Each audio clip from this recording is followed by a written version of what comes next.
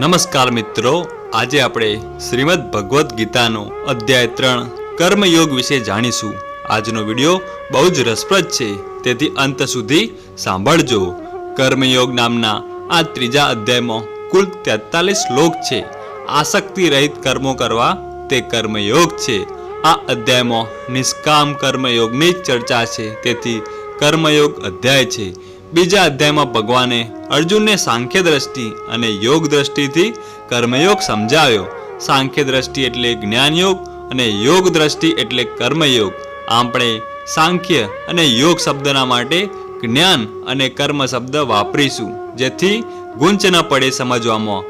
અર્જુનને જ્ઞાનયોગ વધુ પસંદ પડ્યો, કારણ કે કર્મયોગમાં તો કર્મ કરવું પડે, યુદ્ધ કરવું પડે, જ્યારે જ્ઞાનયોગમાંથી તો છટકી જવાય। અર્જુન યુદ્ધરૂપી કર્મમાંથી છટકવા માંગતો હતો, એને ખસી જવું છે, પણ ભગવાન ખસવા દે તેમ નથી। તેમને તો જ્ઞાનથી કર્મથી અર્જુનને યુદ્ધમાં જોડવો છે। અર્જુન વિનમ્રતાથી પ્રશ્ન પૂછે છે, તમે જે કર્મ અને જ્ઞાન મને સમજાવ્યું તેમાં તમે જ્ઞાનને જ શ્રેષ્ઠ માનો છો, તો પછી મને ઘોર કર્મમાં શા માટે જોડો છો? એને છટકવું છે, છતાં પૂછે છે, બોલો હું કર્મ કરું કે જ્ઞાનના શરણે જવું? મને સ્પષ્ટ કહો, મૂંઝવણ થાય છે, મારું કલ્યાણ સામો છે? અર્જુન ભગવાન ઉપર નિર્ણય છોડે છે, પણ ભગવાન સમજે છે કે નિર્ણય તો અર્જુનને જ લેવાનો છે। તેથી હવે વાતને સમજાવતા કહે છે, જો આ જ્ઞાન અને કર્મ બંને નિષ્ઠા મેં જ કહેલી છે। સાંખ્ય નિષ્ઠા જ્ઞાનયોગીઓ માટે છે અને યોગ નિષ્ઠા કર્મયોગીઓ માટે છે। બંનેનું ધ્યેય તો એક જ છે, પણ બંનેમાં કર્મ તો છે જ। કર્મથી કોઈ બચી શકતું નથી, જ્ઞાનયોગ વાળો હોય કે કર્મયોગ વાળો હોય, દરેકને કર્મ તો કરવું જ પડે। મનુષ્યનું જીવન જ કર્મ ઉપર આધારિત છે। મનુષ્યની પ્રકૃતિ જ એવી છે કે તે કર્મ કર્યા વગર રહી જ ન શકે। મનુષ્ય શરીરથી, વાણીથી, મનથી પણ કર્મ કરતો જ રહે છે। હાથ હલાવો એ પણ કર્મ છે। જન્મ્યા ત્યારથી શરૂ કરીને મરીએ ત્યાં સુધી કર્મો લખાયેલા જ છે। કર્મનું મૂળ માણસની પ્રકૃતિ છે। સમજતો વાળો કંઈક સારું કરે, પણ કેટલાક તામસી મૂળ લોકો ઇન્દ્રિયો પર દમન કરી, કર્મેન્દ્રિયો પર સંયમ કરી કર્મમાંથી બચવા માટે તે દંભી છે। બહારથી જાણે કશું કરતા ના હોય તેમ રહે, પણ મનથી ભોગોનું જ ચિંતન કરતા રહે તો તે લોકો મૂઢ છે। હું હોટલમાં ખાતો નથી, સિનેમા જોતો નથી, બ્રહ્મચારી છું, પણ મનમાં આના આ જ વિચારો કરે, તેનો શું અર્થ? ઇન્દ્રિયોને દબાવી મનથી ભોગોથી ચિંતન કરવું તે દંભ ગણાય। ઇન્દ્રિયોને દબાવાય નહીં, સ્પ્રિંગ જેટલી દબાવો એટલી ઉછળે। ઇન્દ્રિયોને સંયમમાં રાખવાની છે। મનથી ઇન્દ્રિયોને વશમાં કરી પછી શરીરથી કર્મ થાય, પણ મન તેમાં જોડાય નહીં, અનાસક્ત રહે તે શ્રેષ્ઠ છે। તો પછી જ્ઞાન અને કર્મ બંને થઈ ગયા। અંદરની વૃત્તિ ભાવ તે જ્ઞાન કહેવાય। જો માનસિક હોય, સહજ હોય, સહેજ પણ કરતા ભાવ નથી, એવું જ્ઞાન વ્યક્તિને હોય છે। અને શરીરથી જે ક્રિયા થાય તે કર્મ છે। દુર્વાસાની જેમ ખાવાની ક્રિયા થઈ, પણ મનથી અલિપ્ત હતા, સદાય ઉપવાસી કહેવાતા। સંસારી વ્યક્તિ પણ જો માત્ર સંતાન માટે પત્ની સાથે સંગ કરે તો તે બ્રહ્મચારી જ કહેવાય। તેને કોઈ આસક્તિ હોય નહીં। કોઈ પણ મનુષ્ય કર્મ કર્યા વિના રહી નહીં શકે। શરીર નિર્વાહ ન ચાલે, કર્મ કરીશું તો બંધન થશે, શરીરમાં આવવા જવાનું લાગશે અને ફસાઈ જઈશ, એ પ્રશ્ન છે। તો ભગવાન સ્પષ્ટતા કરે જ છે, કર્મના ફળમાંથી આસક્તિ કાઢી નાખો, કોઈ બંધન, કોઈ દોષ નથી, આના સિવાય બીજો કોઈ રસ્તો નથી। કર્મ તો કમ્પલસરી જ છે, અને જો આસક્તિ કાઢી નાખી તો ફાયદો એ છે કે એ જ કર્મથી તમારી પૂજા થશે, ઊંચે ઉઠી જશો। ભગવાન કહે છે, તું નિયત કર્મ કર। નિયત એટલે નક્કી કરેલા દરરોજ થતા કર્મો, વર્ણ, આશ્રમ, સ્વભાવ, પરિસ્થિતિ પ્રમાણે ખાવું પીવું, નોકરી ધંધો વગેરે નિયત દરરોજના કર્મ છે। પણ અર્જુનનું નિયત કર્મ ક્ષત્રિય વર્ણ પ્રમાણે યુદ્ધ છે। જ્યાં સુધી માણસ જીવે છે ત્યાં સુધી કર્મ છોડી શકતો નથી। તેથી ગૃહસ્થ, વિદ્યાર્થી દરેક ઈચ્છે કે ન ઈચ્છે નિયત કર્મ તો કરવા જ પડે। સોનીને સોનું, લુહારને લોઢું ઘડવું જ પડે છે। હવે કયું કર્મ બંધનમાં નાખે અને કયું કર્મ બંધનમાં ન નાખે તે બતાવ્યું છે। યજ્ઞ ભાવથી અનાસક્તિપૂર્વક નિષ્કામ કર્મ, ફળ આશા વગર જેમાં ફળની આશા નથી, આ બધાના અર્થ એક જ છે। તેમાં એક શબ્દ આવ્યો યજ્ઞ ભાવથી. ભાવે થતા કર્મો બંધન આપતા નથી. તું ચોક્કસ કર્મ કર. કર્મ ન કરવા કરતો કર્મ કરવું વધુ સારું. ભગવાન યજ્ઞ કર્મની વાત કરે છે, જે શાસ્ત્રોમાં કહેલા કર્મો છે. વ્રત, ઉપવાસ, તપ, યજ્ઞ તેને શાસ્ત્રવિદ કર્મ, શાસ્ત્રોમાં કહેલા કર્મ કહેવાય. યજ્ઞ કર્મ માણસને બાંધતું નથી, તેથી યજ્ઞ કર્મ કર. પ્રજાપતિ બ્રહ્માએ પણ સૃષ્ટિનું સર્જન કરી પ્રજા ઉત્પન્ન કરી, સાથે જ યજ્ઞને રચ્યો અને યજ્ઞ કરીને મનુષ્યોએ વૃદ્ધિ વિકાસ કરવા અને બધી ઈચ્છાઓ યજ્ઞથી પૂરી કરવા કહ્યું. યજ્ઞ કર્મથી દેવોને પ્રસન્ન કરો. દેવો તમને પ્રસન્ન કરે, ઈચ્છા પૂરી કરે. પરસ્પર એકબીજાનું કલ્યાણ કરો.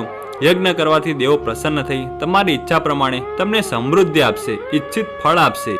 ભગવાને ફળ આપ્યું, જે સમૃદ્ધિ ધન આપ્યું તે તેમને આપીને વપરાય. દેવ ઋણ ચૂકવવું આપણી ફરજ છે. જો ફરજ ચૂકી જઈએ તો આપણે જે કંઈ ભોગવીએ તે ચોરની જેમ ભોગવી જ કહેવાય. સંસ્થાઓ, મંદિર, તીર્થ, ગરીબોમાં દાન કરવું એ સર્વસ્વ નથી. એ દાન કર્મ પાછળની ભાવના શ્રેષ્ઠ હોવી જોઈએ. કરતા ભાવ વિના, અહંકાર વિના બધાને વહેંચીને છેલ્લે વધે તે વાપરે તે શ્રેષ્ઠ યજ્ઞ કર્મ છે. એવી વ્યક્તિ સર્વ પાપોથી મુક્ત થાય છે. આપણી સંસ્કૃતિ ત્યાગીને ભોગવો કહે છે. યજ્ઞ શિષ્ટાશિના સંતો મુચ્યંતે સર્વ કિલ્બિષે ભુંજંતે તે તો ગંપાપા હે પચત્યાત્મ કારણાત. આ અધ્યાયનો 13મો શ્લોક છે. આ મંત્ર ભોજન જમતા પણ બોલાય છે. અન્યને જમાડી ભગવાનને ધરાવી પ્રસાદ લેવો એ અર્થમાં બોલાય છે. ભગવાન અહીં યજ્ઞ કર્મ એટલે નિષ્કામ કર્મની ભાવના રજૂ કરે છે. આ સૃષ્ટિના ચક્રમાં પણ નિષ્કામ ભાવના છે. જેમ કે અનાજ ખાઈએ તો પ્રાણીને ઉત્પન્ન કરે, તે માટે અનાજને પેટમાં જવું પડે, ઓગળી જવું પડે. રસ, લોહી, માંસમાં ત્યારે શુક્ર, વીર્ય ઉત્પન્ન થાય અને માણસ જન્મ લઈ શકે. આ અનાજ કેવી રીતે પેદા થાય? વરસાદથી. નદી નાળાનું પાણી સમુદ્રમાં જાય, બાષ્પીભવન થઈ વાદળા બંધાય, પછી વરસાદ વરસે, ખેતરમાં અનાજ થાય. વરસાદ પોતાને વિસર્જિત કરી દે છે. હવે વરસાદને લાવનાર શાસ્ત્રો મુજબ યજ્ઞ કારણભૂત છે. યજ્ઞમાં આપવામાં આવેલી આહુતિઓ, સામગ્રીઓ સ્થૂળ સ્વરૂપ છોડી આકાશમાં વાદળોને બનાવે ત્યારે વરસાદ વરસે છે.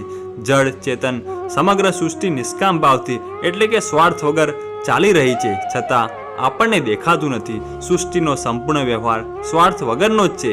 યજ્ઞો પણ ભલે પુત્ર પ્રાપ્તિ, સુખ પ્રાપ્તિ માટે, સ્વર્ગ પ્રાપ્તિ માટે થતા, ઈચ્છા પૂર્તિ માટે થતા, પણ તે માટે નિષ્કામ ભાવે જ યજ્ઞ કરવો પડતો. અગ્નિ, વાયુ, સૂર્ય વગેરે દેવતાઓને આહુતિ આપતા. ઇદમ અગ્ને ઇદમ ન મમ. આ અગ્નિદેવ માટે છે, મારા માટે નથી. આ ભાવના જ નિષ્કામ કર્મ છે. ન મમ, મારે માટે નથી. આવી ભાવના ન હોય તો યજ્ઞ પણ સફળ થાય નહીં. યજ્ઞ કર્મ પણ દેવતાઓને જ અર્પણ કરવામાં આવતું હતું. આ પ્રમાણે ભગવાને પોતાના સમયમાં યજ્ઞ શબ્દને નવો અર્થ આપ્યો. નિષ્કામ કર્મ જે આજના સમય માટે જરૂરી છે. નવો શબ્દ નવી ભાવના ઉત્પન્ન કરે, એટલે કે સ્વાર્થનો ત્યાગ, કામના, ઈચ્છાઓનો ત્યાગ, બીજાના માટે કંઈક કરવું એ જ નિષ્કામ ભાવના. મનુષ્ય પોતાના પ્રત્યેક કર્મને યજ્ઞ સમજે. આ યજ્ઞની ઉત્પત્તિ પણ કર્મથી થાય છે, અને કર્મની ઉત્પત્તિ જ્ઞાનથી થાય છે, અને જ્ઞાનની ઉત્પત્તિ પરમાત્માથી થાય છે, જે હંમેશા સદા યજ્ઞમાં જ રહેલા છે. હે અર્જુન, સંસારમાં આ પ્રકારે ચલાવવામાં આવેલ યજ્ઞ ચક્રને જે અનુસરતો નથી, આગળ વધારતો નથી, તેનું જીવન પાપમય છે. આ સંસારમાં તેનું જીવન વ્યર્થ છે. આમ સૃષ્ટિ ચક્ર પરસ્પરના વ્યવહારથી ચાલે છે. બધા એકબીજા સાથે સંકળાયેલા છે. આમ ગીતા મુજબ યજ્ઞનો સ્થૂળ નહીં પણ જે સૂક્ષ્મ ભાવે ત્યાગનો છે તે અર્થ લેવાયો છે. જો કે મૂળમાં યજ્ઞ પ્રમાણે ત્યાગ ભાવના જ થાય છે. જે અર્થ દબાઈ ગયો હતો તેને ગીતાએ બહાર કાઢ્યો. કર્મમાં મમત્વનો ત્યાગ કરો. કર્મ જેવું મમત્વના ત્યાગથી થાય કે તે યજ્ઞ બની જાય. અર્જુનનું યુદ્ધ કર્મ પણ યજ્ઞ કર્મ બની જાય. સૃષ્ટિના ચક્ર પ્રમાણે એટલે કે ઈશ્વર ઈચ્છા મુજબ જીવન જીવતી વ્યક્તિ સંત સંન્યાસી જ કહેવાય. ભલે પછી ભગવા કપડાં પહેરે કે ન પહેરે. અર્જુનને ભાગવું હતું પણ ભાગી ન જવાય, નહીં તો સૃષ્ટિ ચક્ર તોડ્યું કહેવાય. કુદરતના કર્મ પ્રમાણે જીવવું એ પદ્ધતિ આપણી ભારતીય સંસ્કૃતિની હતી જ. ભગવાન કહે છે, અર્જુન તું તો જ્ઞાનયોગ પસંદ કરે, પણ સાંભળ, જે જ્ઞાનયોગી છે તે મનુષ્ય આત્મા મોજ રમણ કરવાવાળો છે, અંદરના આનંદનો અનુભવ કરવાવાળો અને સંતોષ માનવાવાળો છે. તેને કર્મો બંધનરૂપ નથી. તેને તો કર્મ કરવું કે ન કરવું બરાબર છે. તેનો કરતા ભાવ અહંકાર મમત્વ ઓગળી ગયું છે, આત્માની અનુભૂતિ થઈ ગઈ છે તેવા જ્ઞાનીને કોઈ ઈચ્છા કામના નથી, કોઈ આગ્રહ કે સ્વાર્થ નથી.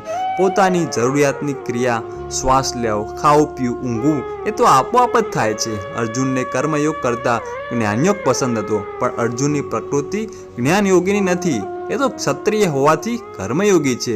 અર્જુન, તું આત્મતૃપ્ત આત્મસંતુષ્ટ છો નહીં, તેથી નિરંતર આસક્તિ વગરનો થઈ સદાય કર્તવ્ય કર્મના માર્ગ ઉપર ચાલ, તો પરમપદને પામીશ.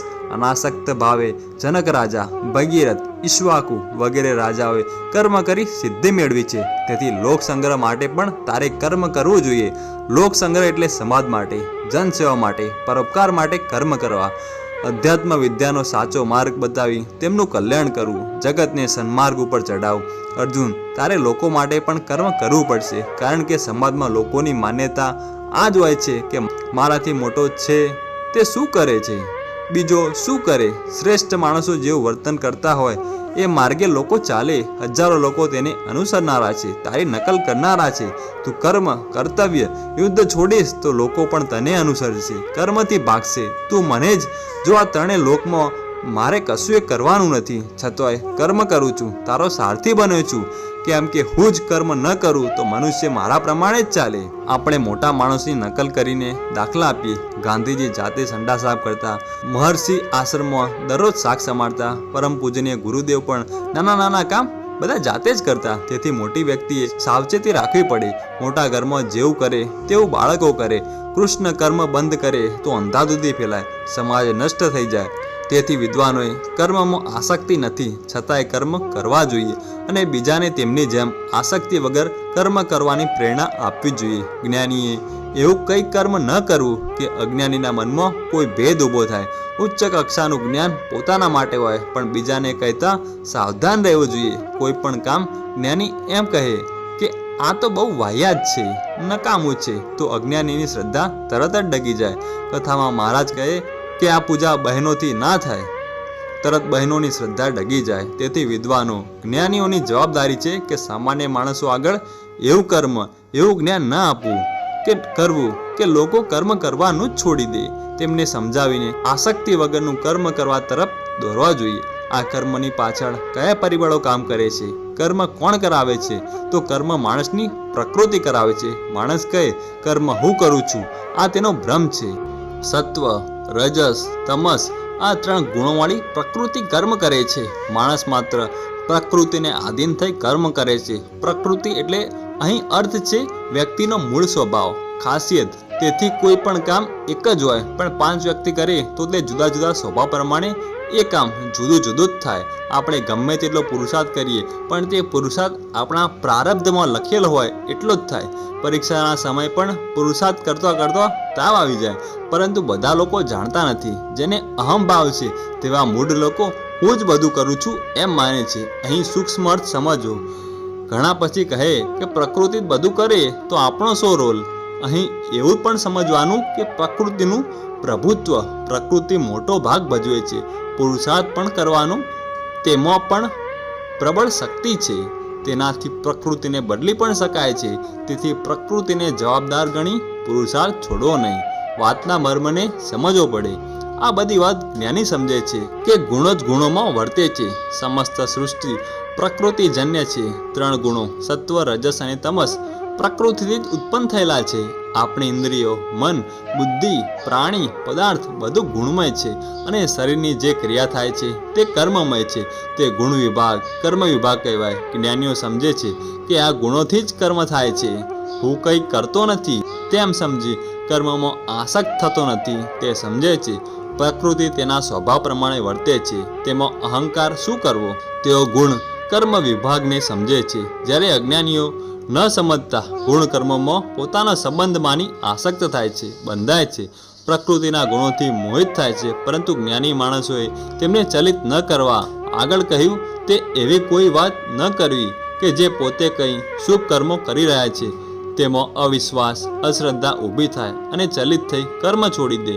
આ વાતને ભાર દેવા 2 વાર કહ્યું. હવે ભગવાન અર્જુનને કહે છે, તું અધ્યાત્મ ચેતનાથી સંપૂર્ણ કર્મો મને અર્પણ કરી આશા મમતા રહિત થઈ શાંતિથી સ્વસ્થતાપૂર્વક નિષ્કામ ભાવે યુદ્ધ કર. તારા યુદ્ધ કર્મને તું મને સમર્પિત કરી દે, જેથી તને પાપ નહીં લાગે. જે માણસો દોષ રહિત થઈ શ્રદ્ધાપૂર્વક મારી વાતને માને છે, અનુસરે છે, તેઓ સર્વે કર્મોથી છૂટી જાય છે.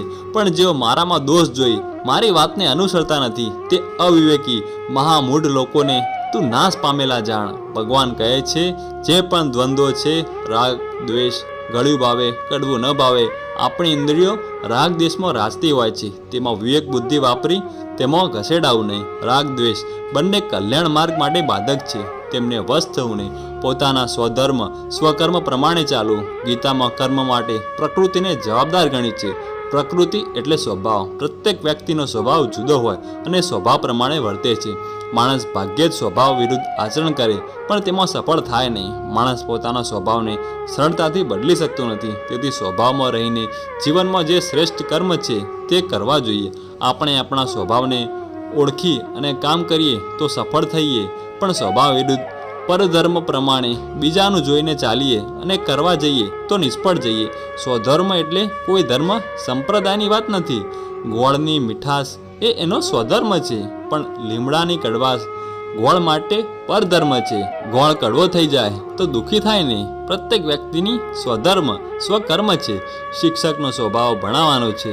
અર્જુન ક્ષત્રિય છે, યુદ્ધ તેના માટે સ્વધર્મ છે, પણ સંન્યાસી થવાનું કહે તે પરધર્મ છે.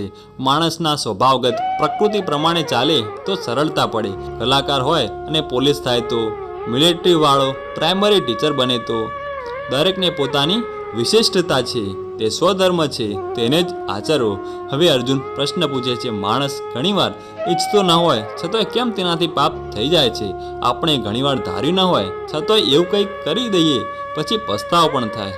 આવું મારાથી કેમ થયું? ભગવાન સરસ જવાબ આપે છે. રજોગુણમાંથી ઉત્પન્ન થતા કામ અને ક્રોધ કરાવે છે. સુખની ઈચ્છાથી કામનાથી કંઈ કરીએ પણ દુઃખ આવી જાય તો મન દૂષિત થઈ જાય, ન કરવાનું કરી બેસે. માણસની સુખની ઈચ્છાથી કંઈ ઉલટું થાય તો ક્રોધ ચડી બેસે. માણસ માત્રમાં કામનાઓ છે, પણ પૂરી ન થતો ક્રોધ આવે અને જાણતો છતાંય ખોટું કરી બેસે. તે સમયે વિવેક જતો રહે છે. તેનું બધું જ્ઞાન કામનાથી ઢંકાઈ જાય છે. જેમ ધુમાડાથી અગ્નિ, મેલથી અરીસો, ઓરથી ગર્ભ ઢંકાઈ જાય છે, તેમ આ ત્રણ ઢાંકણ દૂર કરવા પડે. ધુમાડો જાય તો અગ્નિ બળબડ પ્રગટે, મેલ સાફ થાય તો દર્પણમાં સ્પષ્ટ દેખાય, બાળકને સાફ કરીએ તો તેના દર્શન થાય, તેમ કામના દૂર થાય તો જ્ઞાન સ્પષ્ટ થાય.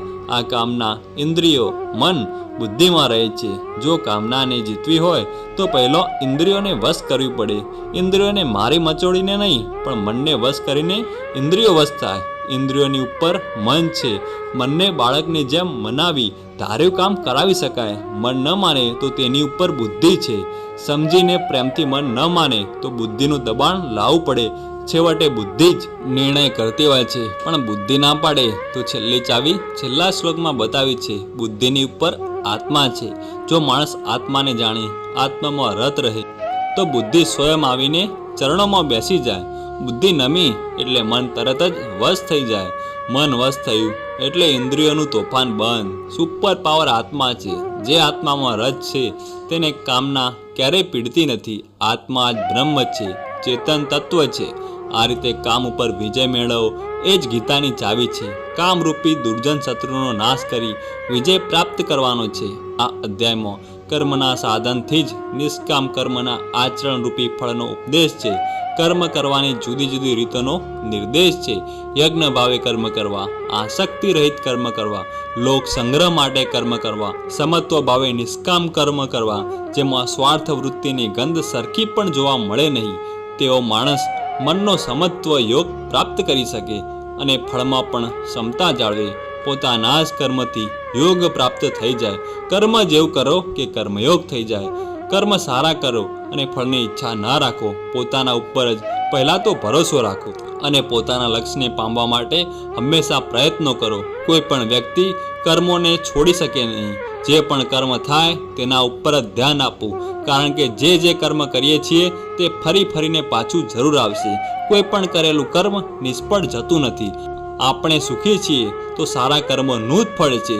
જે વ્યક્તિ પોતાના કર્મ પ્રતિ સમર્પિત રહે છે અને સારી રીતે કર્મ પૂરા કરે છે તે જીવનમાં સફળ થાય છે. ભગવાન બધું કરશે એમ નથી માનવાનું. ભગવાનને આગળ રાખી તેને યાદ કરતાં કરતાં જે કંઈ કરવાનું છે તે આપણે જ કરવાનું છે. તો મિત્રો, આપણે અહીં શ્રીમદ ભગવદ્ ગીતાનો અધ્યાય 3 કર્મયોગ પૂર્ણ કરીએ છીએ. તમને પસંદ આવ્યો હોય તો લાઈક કરી આ વિડીયોને તમારા મિત્રો સાથે શેર કરો અને વધુ આ વિડીયો જોવા માટે આ ચેનલને સબસ્ક્રાઈબ કરો. ધન્યવાદ.